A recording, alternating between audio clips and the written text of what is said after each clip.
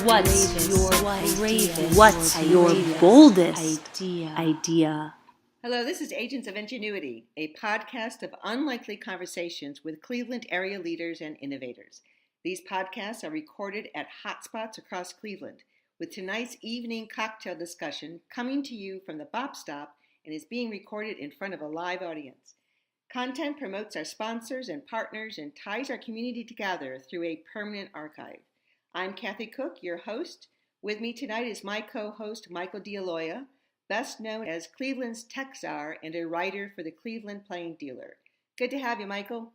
It is an absolute pleasure to be in front of a live studio audience with you and to be drinking on stage.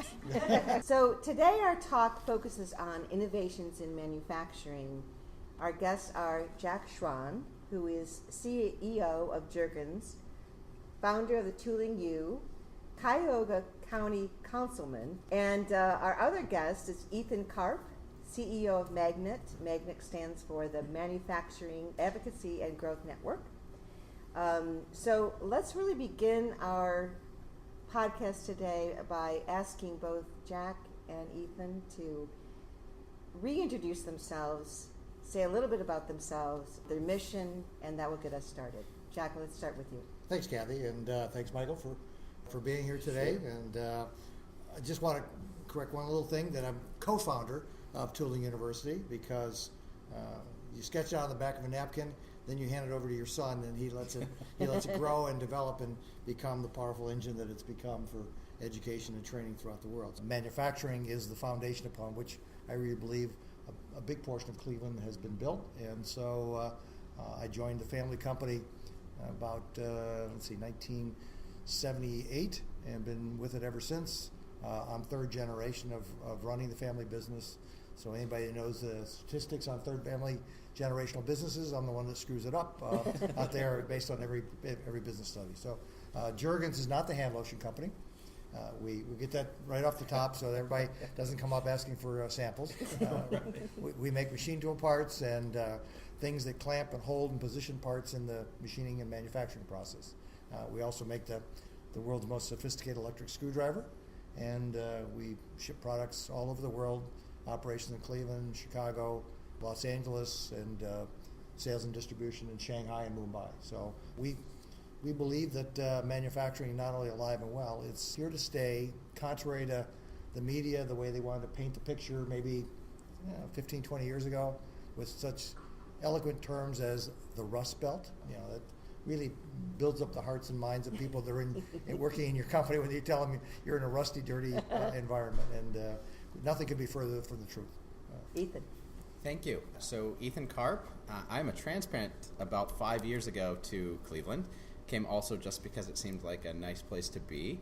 My background is as a chemist, trained PhD, switched to consulting, working with big Fortune 500 companies.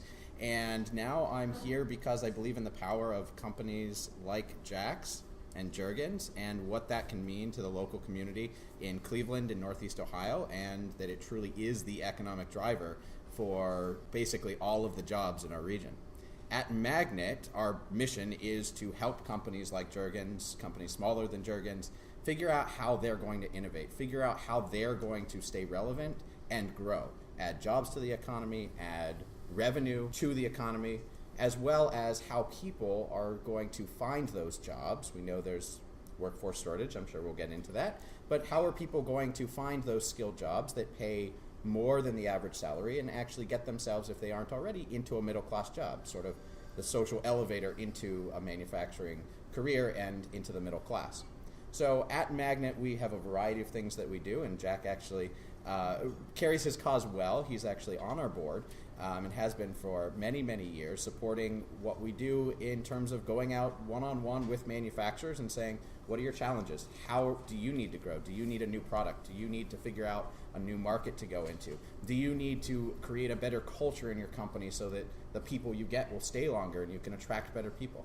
All of these things are the things that we're engaged in day to day, trying to make Northeast Ohio a better place to live. Well, I have a two-part question for both of you gentlemen, and that is, first, does manufacturing really merit the attention of the public at large and civic leadership? And the second part of that question is, and if so, then what is the state of manufacturing in Northeast Ohio? I will take the first half of that. So the first half of that, absolutely yes. And of course, I'm a little bit biased here, but I'm a pretty numbers-based guy. And research that was done actually collectively by the business community, the philanthropy community over a multi-year period tried to identify for Northeast Ohio what is the core driver of the economy. And what they found is basically half the jobs that drive the economy are manufacturing jobs. So this means that a manufacturing job that produces a widget that gets sent out anywhere outside the region brings in money, and then the people from that manufacturing shop go and they buy a pizza, and they use banks. And all of those jobs are there because of the manufacturing jobs. So half of Northeast Ohio's economy is based off of manufacturing jobs. About 20% of the actual jobs in Northeast Ohio manufacturing. So to say that is it relevant, absolutely, it is what drives the economy, and now and into the near future, that will not change. Well, the second half of the question of the state of manufacturing, it's alive and well. And I think following Mark Twain's point of view that my death was premature, so is manufacturing death very premature, because it's building back to where I think we are so relevant. People are coming back from China, bringing their jobs. They're coming back into North America, and the term is reshoring, and you're seeing this happening all over the United States. The quote, the good jobs, that every 4 years we can depend upon our politicians to say that we are looking for those good jobs out there. Well, those good jobs are the manufacturing jobs. They really are. They're the foundation of the middle class. You look at that, little things like the car you drove in here, or anybody's driving the road listening to this, had to be made by somebody. The chair we're sitting in had to be made by somebody. The computers, and go on down the list, somebody had to design it, create it, mold it, manufacture it, and put it together. So I can tell you that manufacturing is alive and well, and just as much as we are recognized for being the medical center of the United States, there is no reason in the world that we shouldn't be considered the manufacturing center for the United States. We've got the education facilities, we've got things like Magnet, WireNet, all of the major trade associations at that middle level are sitting right here. NTMA, PMA, PMPA are all headquartered right here in Cleveland. What would keep us from becoming the epicenter of industrial for the United States? Most people are under this illusion that manufacturing is dirty. You talk to the educators and they've never been into a manufacturing facility, and so their expectation is it's grubby, I don't want my kids going there, and by the way, we brag about 95, 98% of our kids going off to college. And we don't tell you that perhaps we left a real conversation about using your brains and your hands to make a living. These things that are made, they're not the things that you think of, by and large, the super flashy things, right? We don't have a Ford sitting here. We have some amazing companies, Parker, Swagelok, Lincoln Electric, Sherwin-Williams, but they're just not the companies that you see every single day. Not seeing that every single day and not having that exposure, I think people don't get to see the magic of being able to just make those things. I personally, I'm a chemist. I went to school for science, and yet still, until I was in this role and actually go to see companies making these things, it's not real. It's not something tangible. And so I do encourage folks to think of your car and think of all those pieces that went into it, and think that there are folks out there using very complicated programmed machines to be able to create those things and design those things. When we invite a teacher in from like a physics or a chemistry or one of the disciplines out there, they walk in and they scratch their head and say, so this is where you use trig. So this is where you use geometry. Subjects that we all learn in high school or college, and yet they never applied it. So they come in and they see what's going on, and the first thing they see when they come into Jergens is they open the door, and it doesn't say factory on the floor. It says Technology Distribution Center. And I know, Michael, you're a tech guy, and when most people say tech, they think of a computer where they're banging out all this code. When they walk into our center, they see lasers, coordinate measure machines, robotics, they see automation, they see CNC machines where they're working to 2/10,000ths of an inch. Like our plant, it's all air conditioned, it's clean, it's neat, there's smoke arrestor, everything is pristine the way you would expect to do. If you wanted your son or daughter to go someplace to work, we want them to come and consider that, because they're going to find a work experience far beyond what their expectations were. It's not the same types of skills that they had before. So what are the types of skills, and where are you getting these skills? Well, the skill level has increased dramatically. There's no question about it. One of the things that sometimes the media points out is the number of employees has dropped, but the performance has actually increased. So you've got this interesting dichotomy going on, that a less number of people are producing the same or greater number because of the technology, without a doubt. Nobody turns a little wheel. Nobody makes things go. The computers, talk to people, talk to robots, talk to people, and all that. So where the folks are coming from needs to be all over. So if you look at the statistics, I mean, you can go on to Ohio's job site right now and look at Northeast Ohio, and there's easily 3,500 open jobs right now. And that number is only going to grow as the number of folks that truly have the skills to do this work and they retire. Something like 20 or 30% of the workforce in the next couple years, skilled workers in manufacturing, will retire. So to fill that gap, folks need to enter manufacturing from everywhere. So yes, those are adults. And those are adults who potentially could go through programs that we work with local community colleges on, fast track training. They go in, they spend a couple months learning the basic CNC operators, these big machines that go ahead and create the parts, or welding. And they can get some basic levels training, and then the company has to give them some on-the-job training in the form of an internship, and then they can get in. So there are pathways for adults, say, to get into it. But frankly, there are just not enough adults to fill that need. You do at some point need to have high school students actually see this as a viable career, which is multifaceted. It's one part, how do we reestablish a real apprenticeship program that we used to have to help students see this as a career, to help them gain the skills, connect their trade class directly while in school to the work that they do, and have companies make the sort of commitment to students that they will nurture them over a multi-year journey as they go to school and help them get college credit. Very curious, what are some other macro events that are occurring out in the world marketplace that could have a profound effect on Cleveland manufacturing? Well, one of them is that if you go back even 20 years ago or 25 years ago, they said that we were not going to be able to beat the Japanese. Throw in the towel, they're done. There's a book called Trading Places written about that. And so, fortunately, a lot of us didn't believe that. Then we heard this next generation roll around, which was, can't beat the Chinese, throw in the towel, it's over with. Well, the macro event is happening is that people are starting to realize, yeah, we can be competitive. We can make product every bit as good, every bit as price competitive, and we control the markets to which they want to be in. We don't have to wait 3 to 4 weeks coming over and ship. We can make it here, we can make it faster, we can make it more flexible. So that's a macro event that, unfortunately, sometimes it's the big corporations that make a decision. We're going to Mexico. Boom, everybody goes to Mexico. We're going to China. Everybody, like the lemmings, follow them into the sea. Well, what's happening now is the mid-level companies are realizing, saying, no, we can do it here, we can make it here, and now a lot of the big guys are coming back, and what's happening is that loss of the middle class that we lost as a result of that big vacuum sucking sound of people leaving, it's now starting to get rebuilt because people are saying, wait a minute, we can rebuild the middle class. It's going to be done on a slower pace because the big operations are not rebuilding to that extent. It's going to be done by the 25s, the 50s, the 100, the 500 company person organizations. So those are events. Do we have the financial capacity to build that in Northeast Ohio?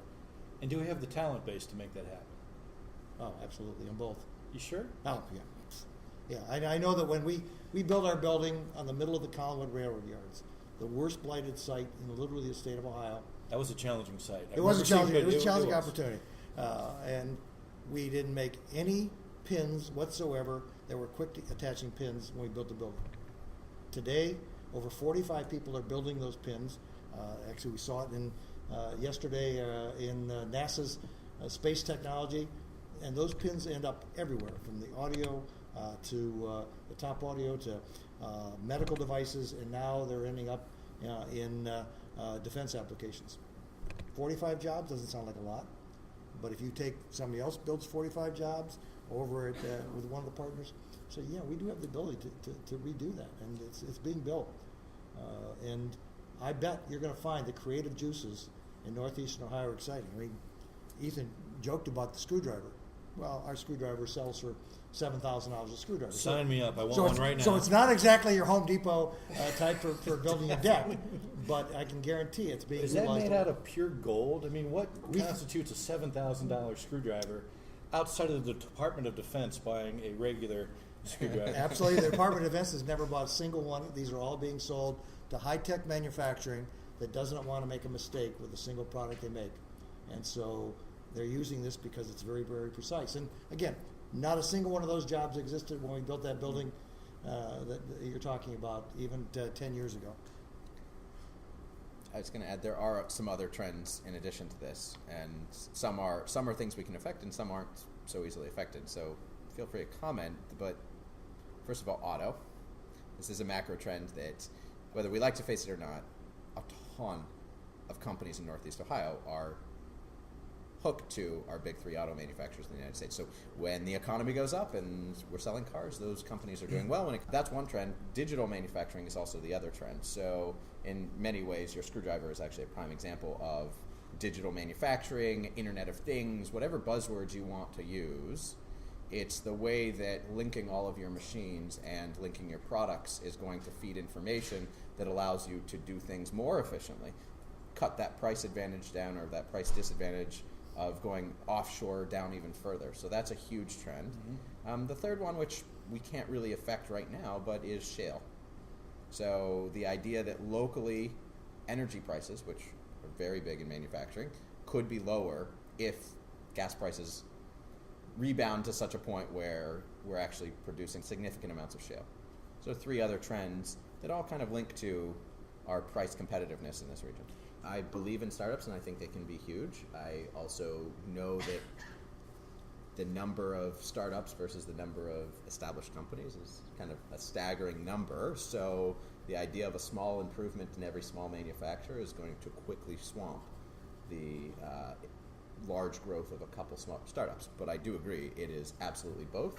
And the line gets blurry because you have a startup, has a great idea, does something new, and what are they going to do potentially to get that manufactured? They're going to partner with a small company, a medium company, or a large company. They're going to partner, and at least initially, hopefully they won't be bought and moved, but hopefully they'll partner and actually get it done here. So from that perspective, both are pieces of the puzzle of getting the jobs to stay here and growing the jobs in the economy. You asked what's going to keep people here. When we get those next opportunities, Kathy, we can't ignore them, because thin film technology was developed right here in Northeast Ohio. How many TV sets do we make? Zero. How many places do we have on the thin film technology being utilized? Zero. It's all being shipped overseas. So when we develop these ideas, we need to keep them here. And we need to find some way to get government to get behind it. We need to find the way that the people get behind it, the education, the workforce. If we become the manufacturing capital for the United States, one of the reasons people will stay is because the workforce, and it's committed to training and learning and education. And the big corporations are finally starting to wake up, as are the small guys. We were talking earlier before the broadcast that internships are not easy. They're hard to put together, but that's one of the things that Magnet is doing. They're helping people with putting together an internship for that small to medium company. Ethan, you mentioned earlier there's 3,500 manufacturing jobs open in Northeast Ohio. And in addition, I can say there's probably easily over 4,000 jobs open in the technology sector in Northeast Ohio. So let's just round up. Let's say there's 10,000 open jobs, and yet Cleveland's not at full employment. In fact, Cleveland's a laggard in terms of unemployment rate, and nationally. How do we take those individuals? And just as a quick rant, I've always thought the best opportunity for our employment in both manufacturing and technology were those individuals who live between East 36 and East 95th, from Lake all the way down to Broadway. There's somehow that we've got to reach into that environment and neighborhood and bring those people out and up. So what's Magnet's position on employment in an environment that's increasingly more technical? So you need training for a lot of those jobs. first of all, going back to the ways that you get people, one is working with them and having a design lab type school, helping those kids engage in the skills that they need, etc., while still in high school, hence the idea of an apprenticeship program. So you bring them up as you're already in your formal schooling. So that, we believe, in an urban environment, in such an environment that you had just described, that we believe is the pathway toward getting those skills during high school. Adults we have programs, and so organizations like Towards Employment that work on the side of getting folks both the social services they need, but also the various skills that are required to enter into the workforce, depending upon where they are. Feeders for some of these programs, like the fast track training programs that I mentioned for adults getting in. There are still barriers that are across the board with that population that is unemployed. I certainly not saying across the board, that's why we create these programs, but manufacturing environments cannot have anybody with drug or alcohol related sort of issues. Some do, but it's a major problem for manufacturers that go through their workforce. And the other thing is the screening that goes into sort of putting somebody through a training program that might be paid for, or the amount of work and the internships that a company might give. Those are investments by the company, so they're going to be very stringent on what the sort of incoming level in terms of aptitude of reading, math, etc., of a student might be. And so the more that we have social structures in place to be able to fill that gap so that folks can get into a basic training program, the better, particularly if you're talking preferentially going after folks in our urban core, which from everything that is said around here and research that the Fund for Economic Future does, is going to be a huge driver of quality of place for Cleveland for many years to come, is figuring out the income disparity and the wealth disparity that has arisen despite growth in sectors like manufacturing. Jack? Well, we are in the middle of the inner city. You are. When I looked around and we were ready to expand to the next growth level, and it would have been easy to go out to Cuyahoga County and get all the tax credits and go down to North Carolina where they were enticing us. My cart just kept pulling back onto into the Collinwood Yards with this pile of trash and the drug dealers. And I said, "We're going to plant our flag here, folks. This is our new headquarters." And they said, "You're crazy, boss." And I said, "No, this is where we got. If we don't make a stake in the ground, no one else will." And so we started that. And today, our workforce is coming from that exact area where you're talking about, Michael. It comes from that community. We have this one charming young lady that joined the company. She said, "Can you give me a chance?" Right from that community. I said, "Sure, we can give you a chance." I said, "We'll give you an opportunity." And she started in shipping, enjoyed it, but you could just tell there was a spark, there was an energy in her eyes. And she said, "I want to go into the assembly and the where those robots are and those automation." I said, "Go for it." She went in there and started learning. You could just tell she was a sponge. And then she said, I want to run those CNC machines." And she started running $150,000 to $200,000 CNC machines. And and we just kept feeding her with information and knowledge. "I want to run that one over there." I said, "That's $3 million." She said, and she went over and started learning. Said, "Now this is not me. I want to be in the quality lab." And so today, she has been with the company for about 15 years, and just every step of the way, she's been a sponge. She said, "When are you going to be done paying for my education?" I said, "When are you done learning?" She says, "Never." Then that's the same day we'll stop paying for your education. So I really believe that companies, we can't just do the BS about talking about being part of the process. We can't rely on the schools. It's not their job to do 100%. It's their job to prep it. We can't rely on Magnet. It's their job to help prep it. It's our job to be part of that solution. It's no longer these islands that I'm going to blame the school because they didn't prep the kid, or I'm going to blame Magnet because they didn't help coordinate. No, the organization has to be part of that total solution, and society has to be part of it. The home has to be part of it. The parents have to be part of it. We all have to say, we're going to do something different. And apprenticeships are coming back. Internships are coming back. The Fords, the General Motors, the Lincolns that all dropped that stuff, the Swagelocks, they all dropped it. They're all coming back and saying, we've got to add that back in. So Value your people and how you're developing them as much as you're valuing your product and how you're developing it.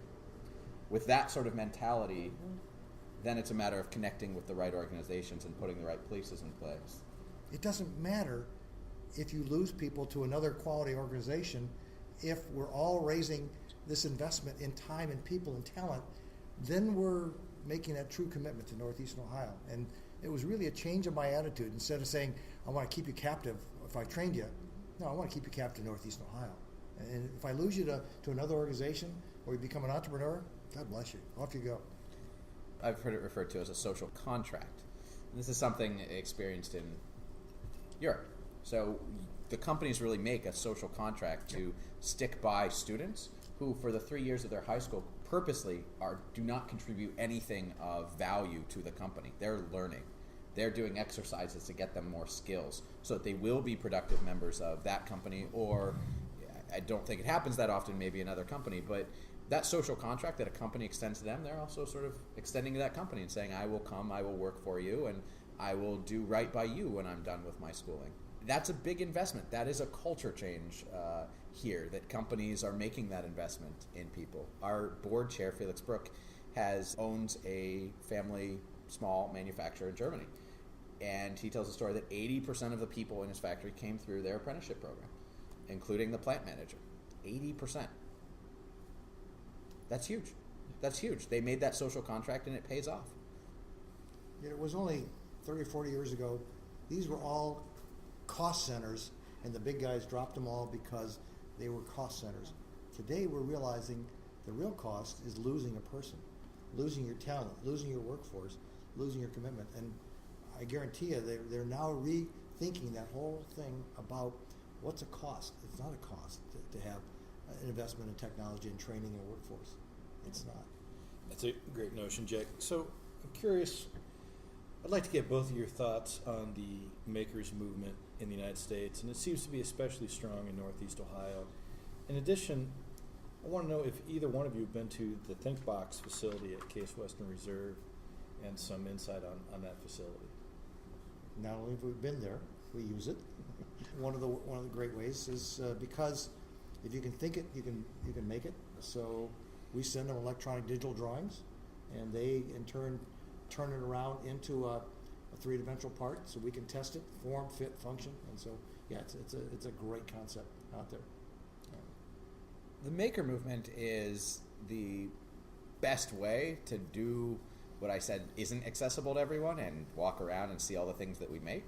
It's people kind of doing it themselves and seeing their friends do it, and that whole concept, I think, really instills what it is that manufacturers, all of them from the floor up, love so much about what they do, which is making physical things and impacting people's lives or impacting, how people do things because of their daily effort. So I think that people seeing that everywhere, people seeing it in the library, people seeing it at the ThinkBox, people seeing their friends doing it in the evenings will instill much more of the hype and excitement to get into manufacturing and shift that perception of manufacturing, coupled with everything we've said that a company needs to do. But I think that's where the spark comes from. That's where the excitement comes from, is making things. What are the biggest impediments to growth of manufacturing sector in Northeast Ohio? And what, if any, assistance does the sector need from government or others to overcome the impediments?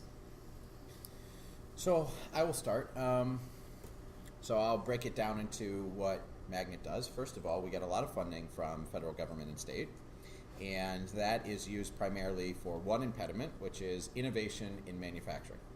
Small companies in particular. Big companies, access to biggest consulting firms, their own engineering departments. Small companies that want to do something fundamentally new do not have the access or potentially the capacity. They might have engineers, but those engineers sure are busy with their own current work if they're doing well. So there is an innovation gap, and that is also supplied through our many partnerships that we have. So it's not just us going in and government feeding us and we going out and helping folks. It's also bringing in other resources that are geared to do that, like NASA, like community colleges, like universities. So it's having the region support all the gaps that a company might face in innovation. That's one. The second thing is government's role in skills gap, etc. there actually is a lot of money that flows from many government sources into helping train people. And I do think, even though I might not think it's organized in the best way today and potentially not going to all the most efficient causes, the fact is government is absolutely playing a role in trying to shape how we train folks, and is putting money into that sector where I believe they should be putting money into for the public good, making sure that that folks are trained. And I suppose I should also say a third way is that local communities also helping their businesses expand, helping them get the sort of investment capital that they require to be able to grow, is another way that they play a big role. So I would say impediments, you've got cash flow there, you've got innovation, you've got workforce. Government is absolutely playing a big role in today. And I would also say those are the big gaps that they can play. I think everything else is kind of capitalistic. Companies need to do right by their employees, do right by their products, and grow on the merits of their own competitive advantage. You talk about the media starting to put, for lack of a better word, a positive spin in manufacturing, and you certainly see that in the plain dealer, inside business, cranes. Yep. Have the politicians caught up to that spin? No, that's the And irony. I only ask it not because you're a part-time politician. That's right. The irony But is, I'm curious well, what City Hall and the county feel about manufacturing, because there are certainly sexier industries in Northeast Ohio, like medical and tech. yep. Right. And that's the issue, because one of the feeders is the education community. And I was with Dr. Johnson just last week in my office. We were talking about this, president of Tri-C, and his comment was that they are seeing more and more people moving away from the associate's degree, which is one of their core tools, to credentialed certificates that actually meant that the student has learned that capacity. And their increase of credentials out of Tri-C versus the associate degree has started to tip the scale, so it's telling me that the education community, as far as public dollars, are having that impact. When public dollars from parents, media, education start to sway, the politicians will listen. There's a vast inventory of asset base for design, manufacturing, prototyping, right, makers, 3D printers, all in Northeast Ohio. I don't know if it's an inclusive environment, and I'm 2 steps removed, right? I'm talking about technology, but in manufacturing, are all these participants talking with one another? I would say the nuance there is it's not necessarily they're talking to each other, because through our program, we really try to link all these resources. Thing is, you have to understand who these companies are serving. And they're not necessarily all going after, because it's not a particularly from a sort of support resource allocation. It's not particularly lucrative to work for a small company. So you have to understand this is a role for government too. The small company does not get the best clients for a design firm are a large multinational company. They'll pay top dollar. Small companies don't get access to that particular resource. So we have to keep in mind that our goal is to link those resources, but do so in a way that actually work for small companies who can't afford the price tags of large companies. There's any other questions that are coming in from the audience here today? All right, so as an educator, one of the things I marvel at, Jack, is when you say that algebra and trigonometry are being done in your workplace. And algebra and trigonometry are being done in my school, and kids are always wondering, when do we get to use this? When do we get to use this? I wonder, what do you think happened to education, where we decided that trigonometry was academic and not manufacturing, that algebra was something for theorists and not for practicality? So what do you think happened if we ever even achieved that in education? And then how can we partner together to make the practical application of learning, right? Learning with the hands, learning with your mind, in pursuit of working with your hands. How do we make that something that is valued in education, that is rewarded in places like yours? Well, the great thing about it is that they are not mutually exclusive. And what you find is that your advanced fast-track mathematician is going one direction, and they would just love at some point in their lives to touch the real solutions they're doing, and somehow we somehow have left them out. I was driving down Miles Road yesterday, and I almost stopped and talked to the truck driver, because on the side of his truck, this is a semi-truck on Miles Road in Cleveland, it said, "Bring back shop class." And I'm thinking, wow, That truck is going somewhere. I want to follow wherever he's going to go, because I can guarantee you that mathematician, if they realize that these are not mutual islands. In today's manufacturing environment, there's no such thing as a machinist. There's no such thing as an engineer. No such thing as a designer. They're all part of a single team. And you've got the mathematician who's helping to program. You got all this together. That the days of separation of islands are gone. And when we get the teachers down, they just love to come through, because they get excited about seeing the real application of their trig or their geometry actually being applied. And it's fun. And I think it comes down to people saying that making things is okay. And whether you're making a painting or whether you're making, because they're all making something. And it's a concept that seems so foreign, because right today we're so busy chasing the investment banker. We're so busy chasing the high tech at the computer terminal, and we lose sight of the fact that it's just as much fun to find that passion for something else. Thank God that there was a young 19-year-old kid who had an idea to create this thing called Jergens Incorporated 75 years ago, and now, I mean, thousands and thousands of families, because that little spark, went off in his brain. And I know there's people at the Think Box right today that they're going to think of something that we're going to use, we're going to drive, we're going to fly, we're going to do what, and it's going to be great. We need to be sitting right next to that young man or woman when that spark goes off, saying, we're with you, we're going to make it here.